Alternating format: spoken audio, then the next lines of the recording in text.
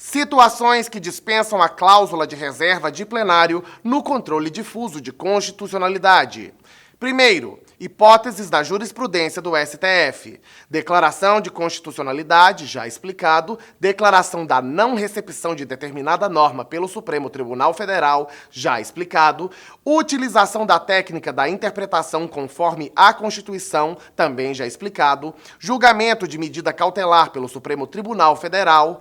Não há, neste caso, necessidade de se observar a súmula vinculante 10 e a cláusula do artigo 97, pois não há uma declaração definitiva de inconstitucionalidade da norma. Por isso, segundo o STF, não caracteriza ofensa aos termos da súmula vinculante 10, mas tão somente ao artigo 10 da Lei 9.868 de 99, o deferimento de medida liminar em sede de controle concentrado de constitucionalidade por maioria simples dos membros de órgão especial de Tribunal de Justiça.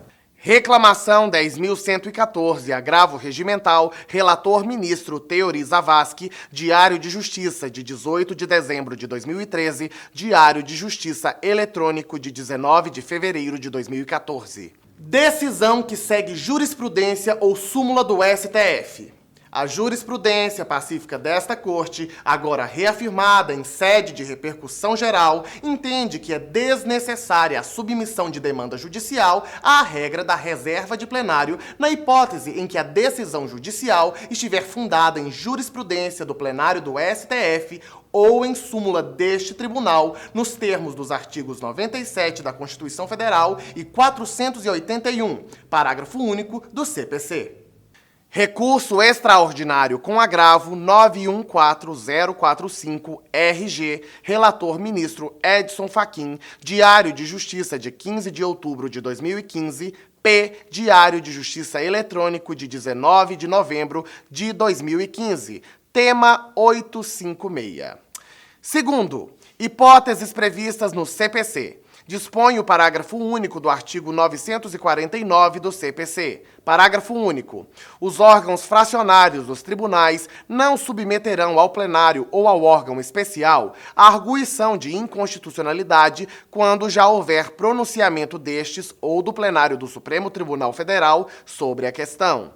Assim, segundo o CPC, dispensam a cláusula de reserva de plenário quando houver pronunciamento sobre a questão constitucional do plenário ou órgão especial do próprio tribunal. Como dito, a decisão da questão constitucional pelo plenário do tribunal é feita em tese, de maneira que vincula os órgãos fracionários não apenas no caso concreto, mas em casos futuros semelhantes que questionem o mesmo ato normativo. Por isso, havendo decisão do plenário sobre a questão, é dispensável remeter novamente.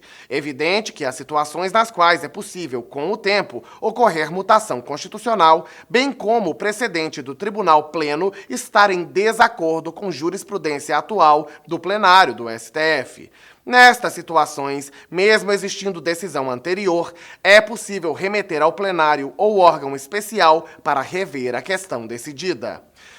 Do plenário do STF, veja que o CPC exige pronunciamento do plenário do STF e não de turma do STF. Não se exige, contudo, que a decisão de plenário do STF tenha sido proferida em sede de controle concentrado. Em verdade, em razão do efeito vinculante da decisão proferida em controle concentrado, a previsão legal é direcionada justamente para as decisões proferidas pelo plenário do STF em sede de controle difuso e concreto de constitucionalidade.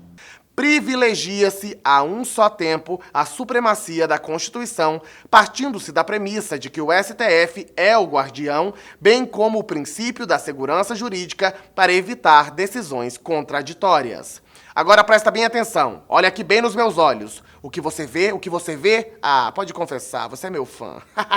Fica firme aí, não desiste não, logo logo você vai ser o orgulho da família. Muito bem, falamos sobre a cláusula de reserva de plenário. Agora, próximo tema, suspensão da execução de lei pelo Senado. O inciso 10 do artigo 52 da Constituição atribui ao Senado a competência privativa de suspender a execução de lei declarada inconstitucional por decisão definitiva proferida em sede de controle difuso de constitucionalidade pelo STF. Nesse sentido, dispõe o referido dispositivo. Artigo 52. Compete privativamente ao Senado Federal, inciso 10, suspender a execução, ato discricionário, no todo ou em parte, de lei declarada inconstitucional por decisão definitiva do Supremo Tribunal Federal. Algumas observações. O Senado não está vinculado à decisão do STF, o que significa dizer que o Senado dispõe de discricionariedade para fazê-lo ou não. E quando fazê-lo? Este é o entendimento da maioria da doutrina e do próprio STF. Há, contudo, meu amigo, vozes no sentido de que o Senado estaria obrigado a efetivar a suspensão. Zeno Veloso. Esta suspensão somente se aplica no caso de decisões proferidas no controle difuso de constitucionalidade. Inclusive, consta do artigo 178 do Regimento Interno do STF, que fará a comunicação da decisão ao Senado. Em sede de controle abstrato, concentrado, processo objetivo de constitucionalidade, a decisão irradia-se. Vale dizer que fulminada fica a lei, não cabendo providência voltada à suspensão. Recurso extraordinário 199293 de 2004. Isto é dizer, em sede de ADI, ADC e ADO, a decisão é dotada de efeitos dos erga omnes contra todos e vinculante em relação aos demais órgãos da administração e do Poder Judiciário.